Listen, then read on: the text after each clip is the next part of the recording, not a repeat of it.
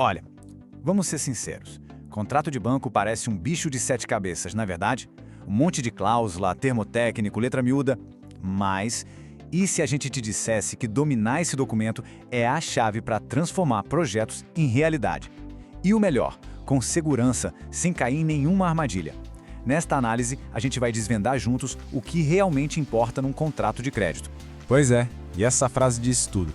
Por trás de cada assinatura tem o sonho do carro novo, o investimento para fazer a empresa crescer, a reforma da casa que não sai do papel. É um documento que carrega muita expectativa. Por isso, entender o que está escrito ali não é só uma questão de dinheiro, é sobre proteger esses sonhos. A nossa jornada aqui vai ter 5 paradas bem importantes. Primeiro, a gente vai entender a identidade do contrato. Depois, descobrir o verdadeiro custo dele. Aí vamos aprender a identificar armadilhas e taxas ilegais, conhecer nossos direitos e, para fechar com chave de ouro, entender qual é o momento certo para negociar. Tudo pronto? Então vamos lá. O primeiro passo é o mais básico de todos, mas acredite, muita gente pula essa parte. Saber exatamente que tipo de documento está na sua frente. Parece óbvio, né? Mas os nomes que os bancos usam podem confundir, e muito. Afinal, o que é isso? É um empréstimo pessoal? Um financiamento de veículo? É capital de giro para a empresa? Quase sempre, esses contratos vêm num formato chamado Cédula de Crédito Bancário, a famosa CCB. Pensa nela como se fosse o RG do seu crédito. É ali que todas as regras do jogo estão escritas. Identificar isso é o ponto de partida para todo o resto. Certo, contrato identificado. Agora vamos para o ponto que mais pesa no bolso. E é justamente aqui que mora o erro mais comum e também o mais caro que alguém pode cometer. Na hora de fechar um negócio, é quase automático, né? Os olhos correm direto para o valor da parcela, para ver se cabe no orçamento. É natural. Só que focar apenas nisso é como olhar para um iceberg e enxergar só a pontinha de gelo que está para fora da água. O verdadeiro perigo está escondido debaixo da superfície. E esse quadro completo tem nome e sobrenome. CET, ou Custo Efetivo Total. Guarda bem essa sigla, porque ela é a informação mais importante de qualquer contrato de crédito. Enquanto a parcela é só um pedacinho, o CET mostra a foto inteira. Ele soma os juros, os impostos, como o IOF, as tarifas do banco e até aqueles seguros que às vezes vêm embutidos. É o CT que diz, na real, quanto essa operação vai custar no final das contas.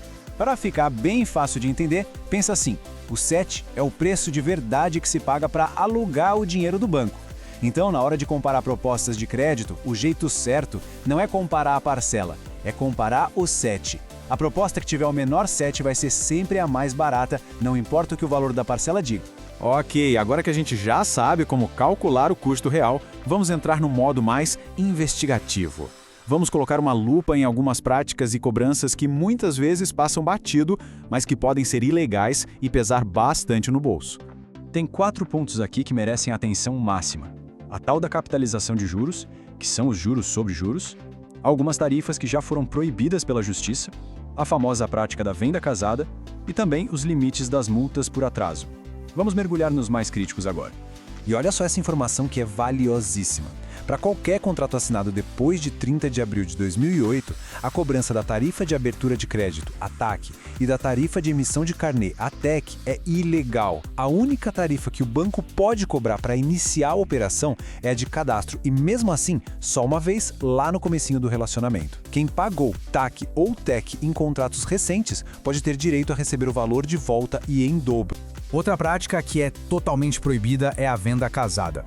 O exemplo mais clássico de todos é o seguro. O banco não pode, de jeito nenhum, condicionar a liberação do seu crédito à contratação de um seguro com a seguradora parceira deles. O consumidor tem total direito de escolher onde contratar um seguro ou, em muitos casos, simplesmente não contratar. A liberdade de escolha é um direito garantido por lei. Bom, já falamos das armadilhas. Agora, vamos falar do nosso escudo de proteção. O Código de Defesa do Consumidor dá ferramentas muito poderosas para equilibrar essa relação com os bancos. Vamos conhecer algumas delas? Pensa nisso aqui como superpoderes do consumidor. Primeiro, o banco é obrigado por lei a dar todas as informações de forma clara antes da assinatura. Segundo, existe o direito de arrependimento para qualquer contrato feito fora da agência física. E terceiro, as multas por atraso têm um teto. Os juros de mora não podem passar de 1% ao mês e a multa é de, no máximo, 2% do valor da prestação. E esse número é para guardar na memória. 7. Para qualquer empréstimo contratado por telefone, caixa eletrônico ou aplicativo de celular, A lei dá um prazo de 7 dias corridos para se arrepender. Isso mesmo, cancelar tudo, sem precisar dar nenhuma justificativa e receber de volta qualquer valor que já tenha sido pago. É uma rede de segurança importantíssima. E para fechar, a gente chega na parte mais estratégica de todas, e se a situação apertar e a dívida atrasar. Entender como a cabeça do banco funciona nesse momento pode abrir uma janela de oportunidade incrível para a negociação. O pulo do gato é este aqui. A maior preocupação de um banco não é a dívida em si. É um conceito do mercado financeiro chamado perdas esperadas. Funciona assim. Por uma regra do Banco Central, para cada empréstimo que tem risco de não ser pago, o banco precisa tirar dinheiro do próprio caixa e deixar guardado, como uma reserva. E aqui a gente vê essa lógica funcionando na prática. Quando uma dívida entra em atraso, o banco é obrigado a aumentar essa reserva de dinheiro. Isso mexe diretamente com o lucro do banco. A partir daí, manter aquela dívida na carteira se torna um problema caro. E é aí que a mágica acontece. Para o banco, começa a ser muito mais vantajoso oferecer um belo desconto para liquidar a dívida de uma vez do que continuar com aquele prejuízo no balanço. E assim a gente fecha esse ciclo de conhecimento. Saímos daquela sensação de incerteza para uma posição de poder. A pergunta que fica agora não é mais o que será que eu estou assinando, e sim como usar toda essa informação a meu favor. Porque no fim das contas, um contrato bem entendido não é uma corrente, é uma ferramenta para construir o futuro.